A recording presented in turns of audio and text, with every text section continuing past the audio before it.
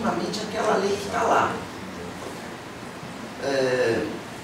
Que não sejam presos a grupos políticos, religiosos, econômicos. Se a gente vai analisar esses canais hoje em dia, a maioria deles tem o rabo preso com alguma coisa, né?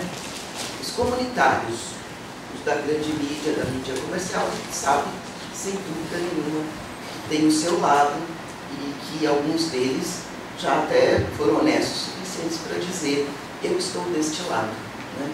Vamos deixar dúvidas de que lado estão. Quando a gente pensa em produção de comunicação, significa todo cidadão, toda cidadã tem direito a produzir comunicação e não só a ter acesso a essa comunicação. Mesmo porque, se a gente consegue esse ideal de pluralidade de canais, esses canais têm que ser produzidos por pessoas que não são necessariamente ligadas à lógica da mídia de mercado e não são necessariamente formadas dentro desta lógica. Imagine uma rádio comunitária tendo realmente uma gestão comunitária na própria rádio, né? O Reinaldo se queixou já aqui do patrão, né? O jornalista da grande mídia. Hoje não. Se vocês falarem, eu nego. Não, se eles falarem, a gente diz que eles deveram, né? Isso não aconteceu. Mas existe uma queixa natural, né? Porque o limite da liberdade daquele que trabalha na mídia comercial é pequeno. Quando a gente fala de produção de comunicação na perspectiva da comunicação, isso significa produção coletiva. Coletiva quer dizer, não tem chefe, não tem alguém que pauta. A pauta é coletiva, as pessoas conversam sobre o que querem falar. As pessoas vão pesquisar aquilo sobre o que querem falar e daí acabam aprendendo. As pessoas produzem junto.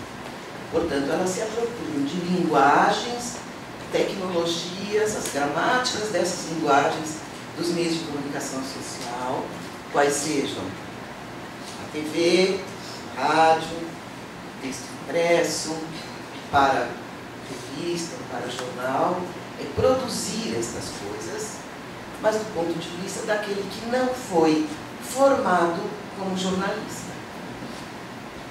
A gente acredita que o educomunicador não passa por uma formação profissional. Eu digo a gente, é esta vertente da educomunicação, porque existe uma outra vertente que acredita que tem que ter uma formação profissional. Até por isso a ECA tem um curso de graduação, né, em educomunicação.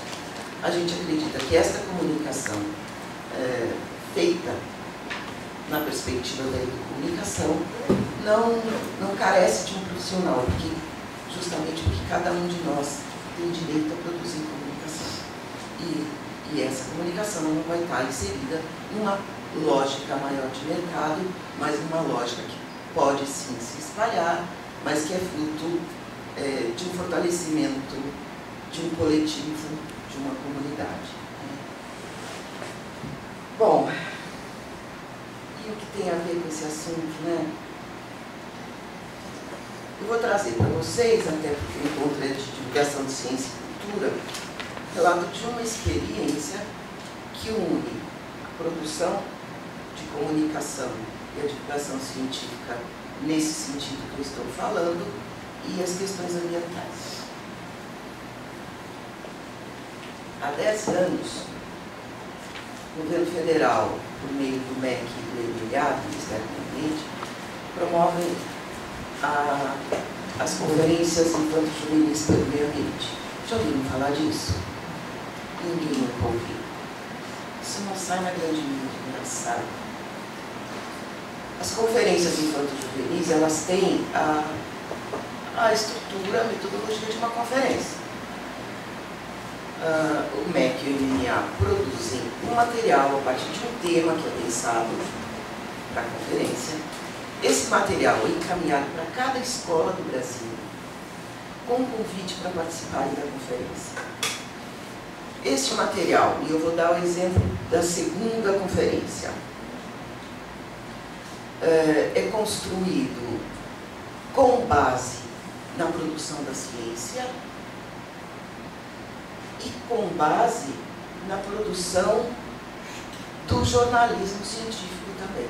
A gente sabe que as questões ambientais são construídas dentro de nós, assim como todas as outras questões, na intersecção de alguns campos, né? E que o jornalismo científico tem um grande papel na divulgação da ciência, porque o texto científico, a sua dureza, a sua especificidade, a sua complexidade, muitas vezes pode ser traduzido de uma outra maneira pelo jornalismo científico. E, portanto, esse é um importantíssimo canal de divulgação científica no que diz respeito às questões ambientais, né? Então, lançando mão destas coisas todas, é preparado um material, e daí pensando num público muito específico, que é um público que tem de 12 a 15 anos. Como é que este público tem o direito a receber esta informação científica? Como é que eu comunico esta informação científica para eles, né? Então, eu vou dar o exemplo da segunda conferência, que tinha como temas,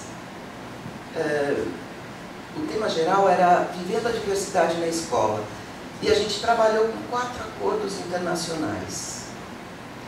O de mudanças climáticas, um assunto sobre mudanças climáticas, o protocolo de Kyoto, biodiversidade, com a Convenção sobre Diversidade Biológica, a Declaração de Roma sobre Segurança Alimentar, para pensar segurança alimentar e nutricional, e a Declaração de Durban, para pensar diversidade étnico-racial.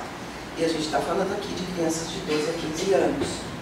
E nós vamos buscar nesses tratados, que são fruto da ciência, mais a política, e a política está aí fortemente presente, até por isso que o Reinaldo se queixou que as coisas nunca chegam a acordo nenhum nesses acordos, né?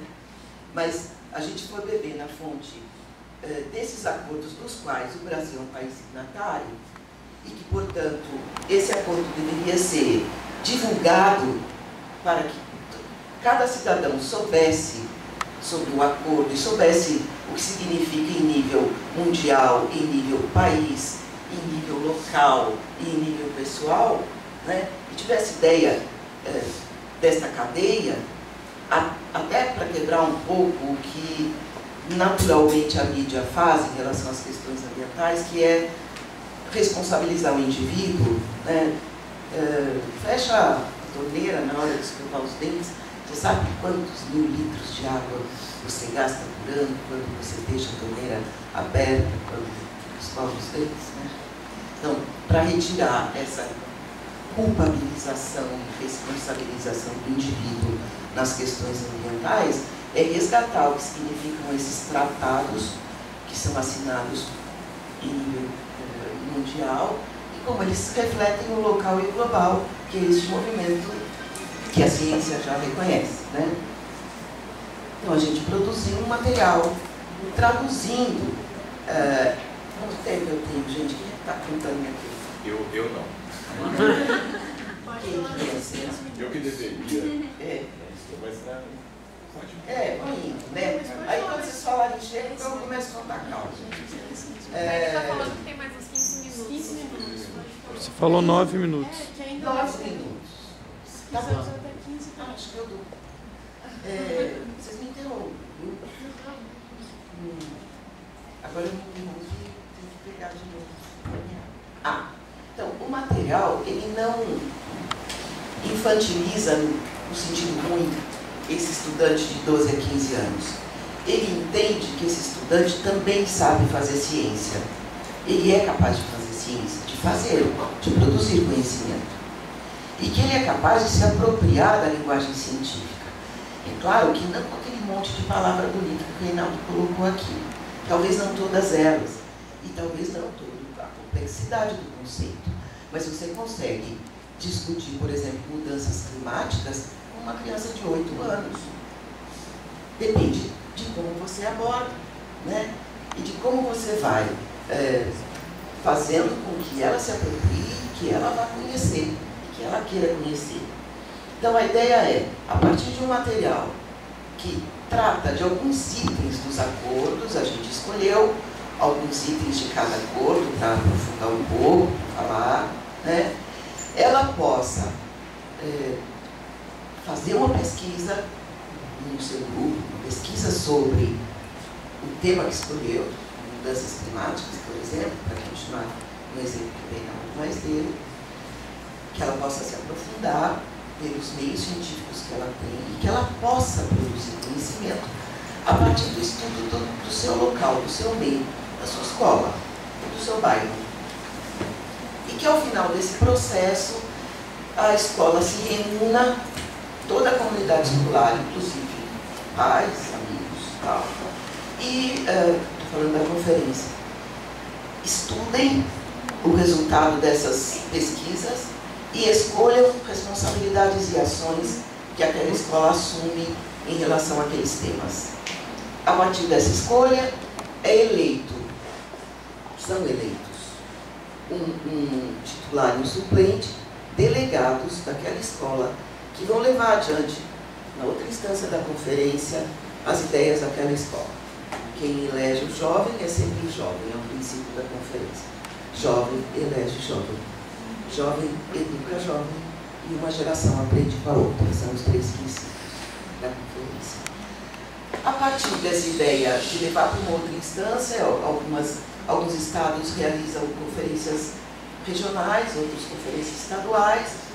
Esses jovens vão debatendo, vão discutindo, vão elegendo outros delegados, até que ao final do processo, 8 meses depois, por exemplo, acontece a Conferência Nacional, que geralmente é em Brasília, onde se reúnem 500 delegados, meninos e meninas de 12 a 15 anos, que vão debater os temas, vão debater as responsabilidades e ações que trouxeram de seus lugares e vão escrever uma carta de responsabilidades da conferência, que é uma maneira dos jovens assumirem responsabilidades a respeito das questões ambientais.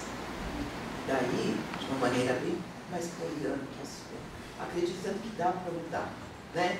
Seja, acreditando que a principal ação é a ação preventiva, né? Aquela que mitiga, nem aquela que compensa, né? Que faz a compensação ambiental, mas é aquela que previne porque educa, e pensando nas próximas gerações.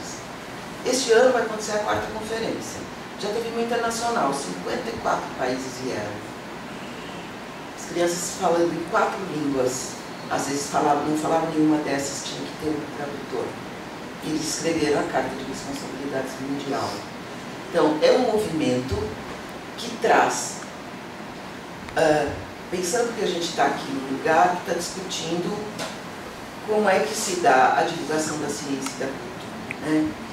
Que traz a divulgação da ciência para um outro lugar que aparentemente não produz ciência e é incapaz de consumir a ciência, né?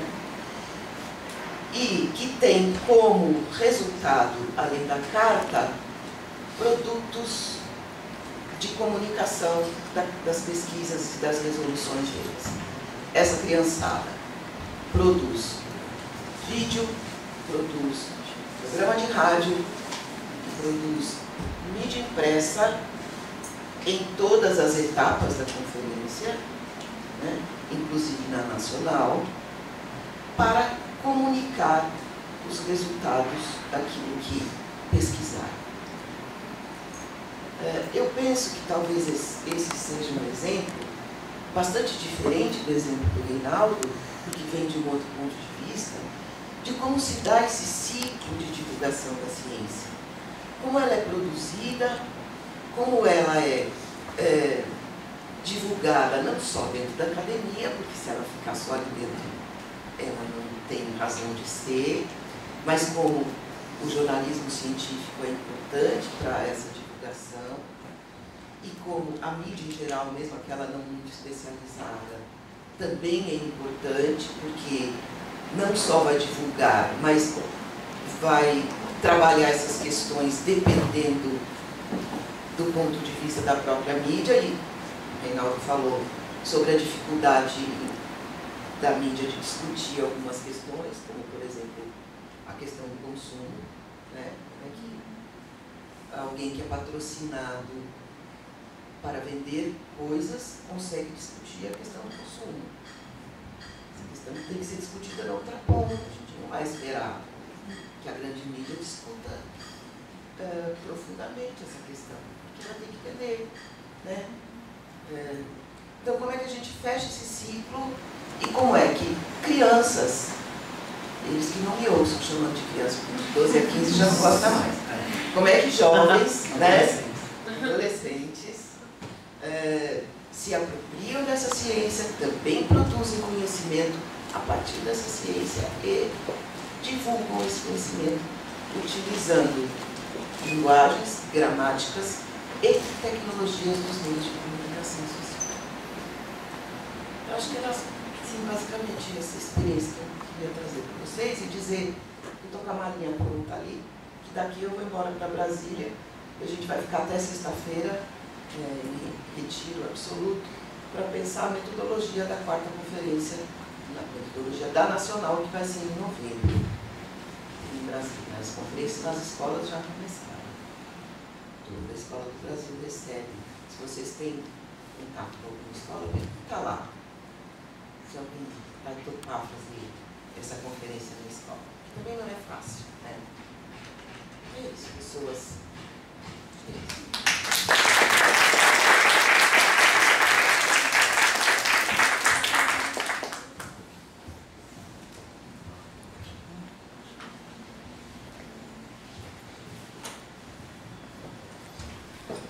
Bom, acho que nós podemos, então, conversar um pouco sobre essas duas apresentações que eu considerei bastante ricas, porque nós temos aqui duas experiências igualmente importantes e diferentes.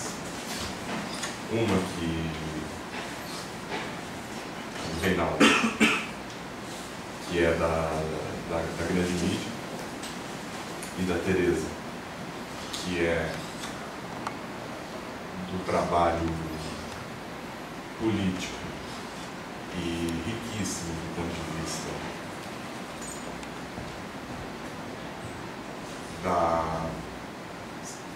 da fé, de que a sensação de impotência que nós temos diante das associações entre comunicação e mercado nos impõe. Então, eu achei bastante interessante, gostaria de fazer alguns comentários e abrir para as questões. Quando a Tereza fala da transferência da culpa para o indivíduo, eu achei que ela pensou um ponto bastante relevante, porque há uma espécie de generalização desse procedimento. O culto ao indivíduo tem sido cada vez mais forte quando a gente pensa, por exemplo, na questão do Facebook, que a gente fica ali fazendo o nosso filme, né? A gente fica... olha só a empadinha que eu comi aqui ontem. O eu, né, vai sendo construído ali, editado. E é como se esse indivíduo fosse cada vez mais importante. Quando a gente para olhar com uma certa distância, a gente percebe que esse indivíduo, na verdade, não existe. Né? A gente constrói ali um indivíduo, mas esse indivíduo, ele é cada vez mais cultuado, por um lado, para fins de consumo, mas ele também é fruto de uma espécie de construção. O indivíduo que está sendo montado ali, ele é um indivíduo já estereotipado. Se a gente pegar revistas do tipo Você S.A., Você S.A. é uma construção do seu eu, e esse eu é que deve ser responsabilizado, como no caso da questão ambiental, pelo seu sucesso ou não no mercado. Ou seja, é uma espécie de inversão a partir do refortalecimento do neoliberalismo. Há uma espécie de transferência para a culpa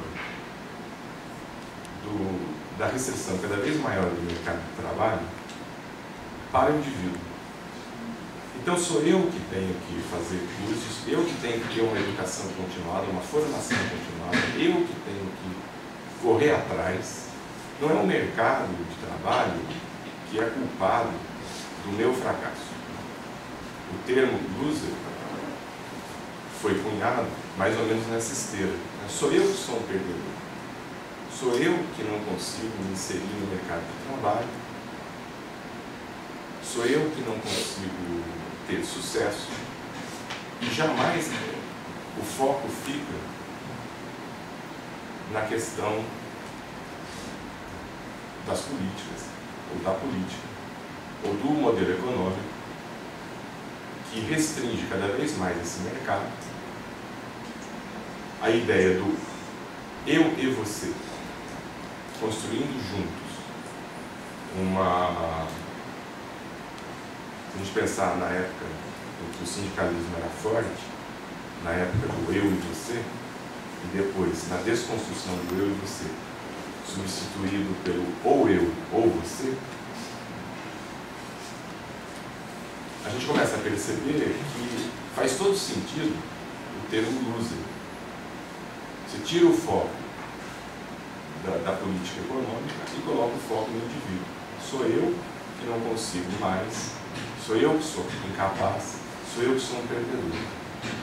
E a gente vai achando isso natural. A gente vai achando isso natural quando a gente assiste, por exemplo, com naturalidade, um programa como o Big Brother, que a lógica não é do eu e você, a lógica é do ou eu ou você.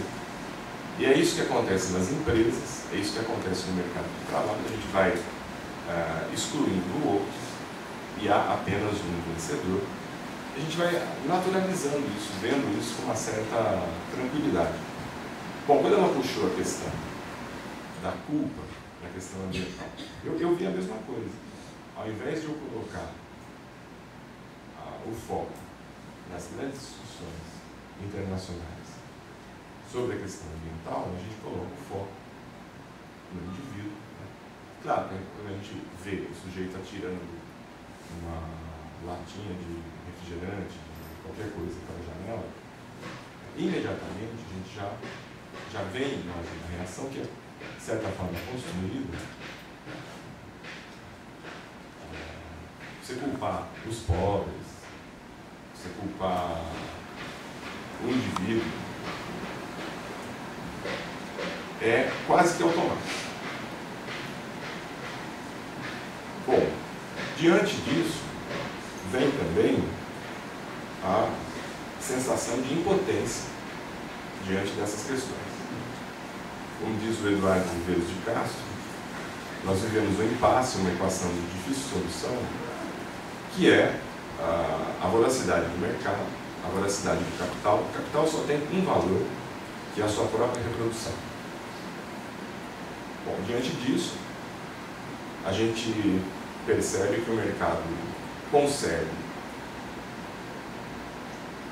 os recursos naturais, se eu puder falar assim, não sei se esse termo é adequado, como infinitos. Essa questão não é importante para o capital. Mas há uma espécie de embate que é essa infinitude dos nossos desejos de consumo, que também são construídos, esse eu que consome, esse eu que deseja, também não é o eu. Esse eu tem uma espécie de cordinhas de marionete invisíveis. E esse desejo de consumo também é construído. Bom, esse eu que consome, que tem uma fome insaciável pelo consumo, construído pelo capital, entra em choque com a finitude do que eu estou chamando aqui de, talvez com precisão, de recursos naturais. Há uma espécie de sensação de impotência diante disso, porque a sensação que dá é que se a coisa não for resolvida lá em cima, pela grande mídia, ou pela política, digamos, maior, não há nada que eu possa fazer, seja reciclar o meu lixo, seja discutir, trazer para a mesa de debates essas questões da aliança entre ciência e capital.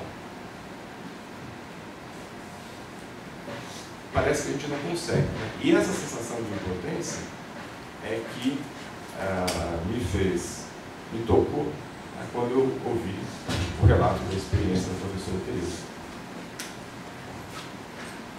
Achei interessantíssimo quando o Reinaldo falou de uma espécie de descompasso entre um tempo que eu poderia chamar de tempo cósmico, de tempo estelar, e o tempo da própria política,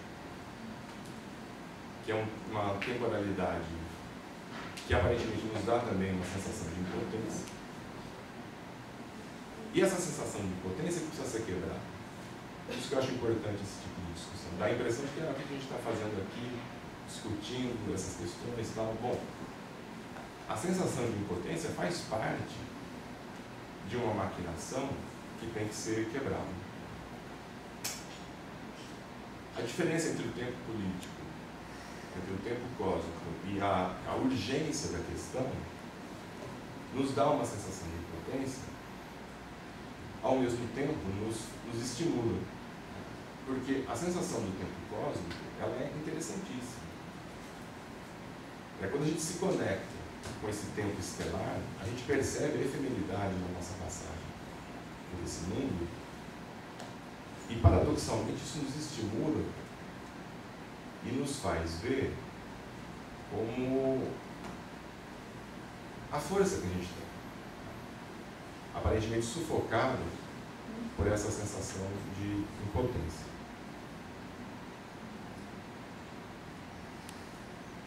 E ainda na esteira da política, acho que há uma questão colocada pelo Reinaldo, que foi da ciência como... Ele fez uma diferença, se eu entendi bem, entre a ciência e a política. Na política, nós podemos ainda argumentar, ainda podemos discutir se essa cadeira é um armário, né? A gente pode transformar essa cadeira em um armário. Me lembrou até uma piadinha, se vocês me permitem. Foi feito um concurso para ver qual polícia era melhor. Não sei se vocês conhecem. Aí chamaram a Interpol, o FBI, a Polícia Brasileira. Aí soltaram um porco-espinho